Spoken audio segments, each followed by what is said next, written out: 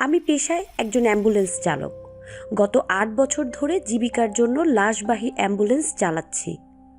অনেক ধরনের ঘটনা ঘটতে দেখেছি, কিন্তু গত ৫ মাস আগে যা ঘটেছিল তা এখনও ভুলতে পারছি না।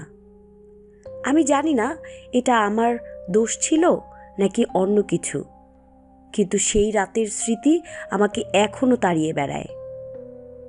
আমার গ্রামের বাড়ির পাশের বাড়ির হালিম চাচাকে আমি ঢাকার এক সরকারি হাসপাতালে নিয়ে আসি চিকিৎসার জন্য। ক্যান্সারের রোগী ছিলেন। ওনার একটাই ছেলে, থাকে ওমান। পরিবারে তার স্ত্রী ছাড়া আর কেউ নেই বাড়িতে। সরকারি হাসপাতালে আমার পরিচিত লোক থাকায় হালিম চাচার ছেলের অনুরোধে আমি তাকে ঢাকায় এনে সেই হাসপাতালে ভর্তি করিয়ে দিই এবং প্রতিদিন কাজের ফাঁকে তার দেখাশোনা করি যতটুকু সম্ভব হয়। ডাক্তার বলেছিল তার অবস্থা তেমন ভালো না। সেদিন ছিল একেবারে সাধারণ একটা দিন। সন্ধ্যার দিকে একটা ফোন পেলাম হাসপাতাল থেকে। হালিম চাচা আর নেই। বিস্মিত হইনি, অবস্থা আগে থেকেই ভালো ছিল না তেমন, কিন্তু চোখের কোণে একটু পানি চলে এলো, কারণ যেই কয়দিন এখানে ছিল আমিই দেখাশোনা করতাম। অনেক ভারাক্রান্ত মন নিয়ে তার ছেলেকে আর গ্রামে তার স্ত্রীকে ফোনে জানালাম। ঠিক হলো আগের অ্যাম্বুলেন্সে করে আমিই নিয়ে যাব গ্রামে। আমার হেল্পার রাতুলের ছেলে হয়েছে আগের দিন, তাই ও ছিল ছুটিতে। আমাকেই লাশ নিয়ে একা যেতে হবে। রাত প্রায় 10টা বাজে যখন আমি রওনা হলাম। লাশটি কফিনে ছিল। যথারীতি পেছনের দিক অ্যাম্বুলেন্সের লাশ রাখার জায়গায় রেখে দিলাম। রাতুল অনেক সময় না থাকলে আমি একাই যাত্রা করি, এতে কোনো সমস্যা হয় না। তবে সেদিন একটা অদ্ভুত অনুভূতি হচ্ছিল। কেন যেন মনে হচ্ছিল কেউ আমার পাশেই বসে আছে, কিন্তু পেছনের আয়নায় তাকিয়ে কিছুই দেখতে পাচ্ছিলাম না। ঢাকা থেকে বেরিয়ে গ্রামের পথে ঢুকতেই রাস্তা আরও ফাঁকা হয়ে গেল। অ্যাম্বুলেন্সের হেডলাইট কুয়াশার মধ্যে পথ কেটে এগিয়ে চলছিল। রাস্তায় কোনো মানুষজন নেই, শুধু মাঝে মাঝে শেয়াল ডাকছিল। আমার গ্রামে যাওয়ার রাস্তাই তো এইটা। কত গাড়ি চালিয়ে গিয়েছি, কিন্তু সেদিন আমার মধ্যে কেমন যেন একটা অস্বস্তি হচ্ছিল। কেন যেন মনে হচ্ছিল কিছু একটা ঠিক নেই। রাত প্রায় 12টা বাজে। আমি একটা চা স্টলে গাড়ি থামালাম। 1 কাপ চা নিয়ে গাড়ির সামনে এসে দাঁড়ালাম। স্টলে কেউ ছিল না, শুধু দোকানদার ঘুমিয়েছিল। হঠাৎ মনে হলো যেন অ্যাম্বুলেন্সের পেছন থেকে একটা চাপা আওয়াজ এলো, যেন কিছু একটা নড়ছে। মনে হলো হয়তো কফিনের ভেতরে লাশটা সরে গেছে। গাড়িতে উঠে পেছনের দিকে তাকালাম।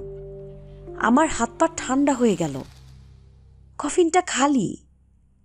আমি তো স্পষ্ট দেখেছি হাসপাতালের লোকজন লাশ ভেতরে রেখেছে, তারপর ঢাকনা বন্ধ করে দিয়েছিল। তাহলে লাশ গেল কোথায়? মাথায় হাজারটা প্রশ্ন ঘুরপাক খাচ্ছে। আমি গাড়ি থেকে নেমে চারপাশে খোঁজাখুঁজি করলাম, কিন্তু লাশের কোনো চিহ্নও নেই। গাড়ির দরজা তো লক ছিল, তাহলে কফিনের ভেতরের লাশ উধাও হলো কিভাবে? চা স্টলের দোকানদার হঠাৎ জেগে উঠল। আমি কাপা গলায় তাকে বললাম, ভাই, আপনি কি কিছু দেখেছেন? কি দেখব? অ্যাম্বুলেন্সের ভেতর থেকে লাশ গায়েব হয়ে গেছে। দোকানদার আমার কথা শুনে কিছু বলল না, শুধু চারপাশে তাকিয়ে চোখ বুলালো। কিছুক্ষণ পর বলল, ভাই, দোয়া দুরুদ পড়ে আপনি একটু আশেপাশে খোঁজেন। গত সপ্তাহেও একটা লাশের গাড়ির সাথে এমনটা ঘটেছে। পরে রাস্তার ওই পারের ঝোপঝাড়ের মধ্যে পেয়েছে লাশ। আমি দ্রুত গাড়ির চারপাশে টর্চ লাইট মেরে দেখতে লাগলাম। রাস্তার ধারে ঝোপঝাড়ের দিকে তাকাতেই বুক ধরফর করে উঠল। এক জায়গায় সাদা কাপড়ের মতো কিছু একটা দেখা যাচ্ছে। আমি কাছে যেতেই দেখলাম সেটি লাশের কাফনের কাপড়, কিন্তু লাশ নেই। গাছের নিচে কাপড় পরে আছে, আর আমি ধীরে ধীরে উপরের দিকে তাকালাম। এক মুহূর্তের জন্য আমার নিঃশ্বাস বন্ধ হয়ে গেল। হালিম চাচার লাশটি গাছের ডালে ঝুলে আছে। কিভাবে সম্ভব? কফিন থেকে বেরিয়ে লাশ গাছের ডালে উঠল কিভাবে? আমি স্থির হয়ে দাঁড়িয়ে থাকতে পারছিলাম না। এক লাফে পিছিয়ে এলাম। লাশটা এমনভাবে ঝুলছিল যেন কেউ ইচ্ছা করে রেখে গেছে।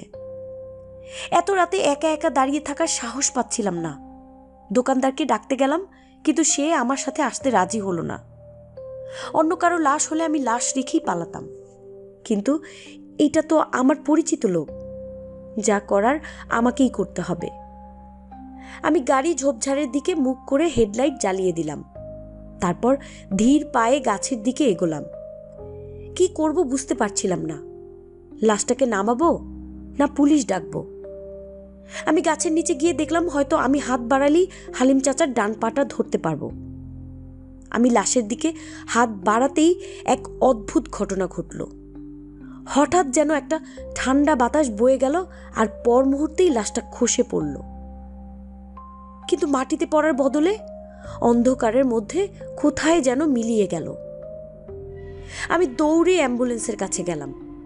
দরজা খুলেই দেখি কফিনের ভেতরে লাশ আবার শুয়ে আছে, ঠিক যেমনটা হাসপাতাল থেকে নিয়ে এসেছিলাম। আমি ভয়ে আতঙ্কিত হয়ে পড়লাম। এত কিছু দেখার পরও আমি যেন বিশ্বাস করতে পারছিলাম না। আমি ইঞ্জিন স্টার্ট দিয়ে দ্রুত রওনা দিলাম। গাড়ির আয়নায় পেছনের দিকে তাকিয়ে দেখি কফিনের উপরে বসে আছে একটা কালো ছায়া মূর্তি। কোনো চোখ মুখ নেই, কিন্তু একটি কালো ছায়া। পেছন ফিরে তাকানোর সাহস আমার হয়নি। কোনো কিছু আর না ভেবে দোয়া দুরুদ পড়তে পড়তে আমি গাড়ি চালিয়েছি। আর চালানোর সময় যেই 3 বার তাকিয়েছি আয়নায়, সেই 3 বারই আমি ছায়াটা দেখেছি কফিনের উপরে। গ্রামে হালিম চাচার বাড়ি পৌঁছালাম রাত 4টায়। তার বাড়ির সামনে আত্মীয় প্রতিবেশী অনেকেই দাঁড়িয়েছিল। গাড়ি থেকে তাদের দেখে মনে একটা শান্তি অনুভব করলাম। মনে হলো এক ঝাঁক ভয় কেটেছে। তারা এসে কফিন নামালো, কফিন খুলল, আর আমি দেখলাম লাশ ঠিকঠাক মতোই আছে, যেমনটি থাকার কথা। আমি কাউকে কিছু বললাম না, হয়তো বললেও কেউ বিশ্বাস করতো না। লাশ দাফন হলো। আমি ঢাকায় না যেয়ে আমার বাড়িতে চলে এলাম। টানা 10 দিন আর বাড়ি থেকে বের হইনি। ঘর থেকে অ্যাম্বুলেন্সের দিকে তাকালেই মনে হতো সেই ছায়াটা হয়তো এখনো আমার অ্যাম্বুলেন্সের মধ্যে আছে। ভেবেছিলাম আর এই অ্যাম্বুলেন্সের কাজ করব না, কিন্তু এই কাজে যেই টাকা পাই, অন্য কাজ করে আমার পরিবার চালানো কষ্ট হয়ে যাবে। সেই রাতের রহস্য আজও আমার কাছে অমীমাংসিত। হয়তো ক্লান্তি আর দুশ্চিন্তার কারণে আমার মস্তিষ্ক বিভ্রম তৈরি করেছিল, অথবা সত্যিই কিছু অলৌকিক ঘটনা ঘটেছিল। আমি জানি না, তবে এরপর থেকে রাতে একা লাশ বহন করি না।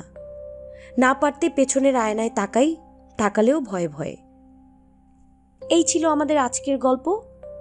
আমরা এই গল্পটি Facebook page Mymensingh short stories থেকে সংগ্রহ করেছি।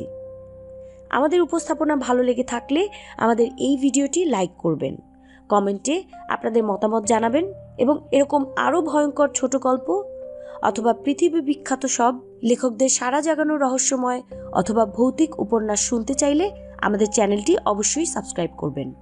এছাড়াও আপনারা চাইলে আপনাদের লেখা যে কোনো ছোট গল্প অথবা আপনাদের আশেপাশে ঘটে যাওয়া ভৌতিক ঘটনা আমাদের লিখে ইমেলের মাধ্যমে পাঠাতে পারেন। আমাদের ইমেল করার ঠিকানা আমাদের এই ভিডিওর ডেসক্রিপশন বক্সে দেয়া থাকবে। আজকের মতো এই পর্যন্তই। আবার দেখা হবে নতুন একটি ভিডিওতে, নতুন একটি গল্প নিয়ে। ধন্যবাদ।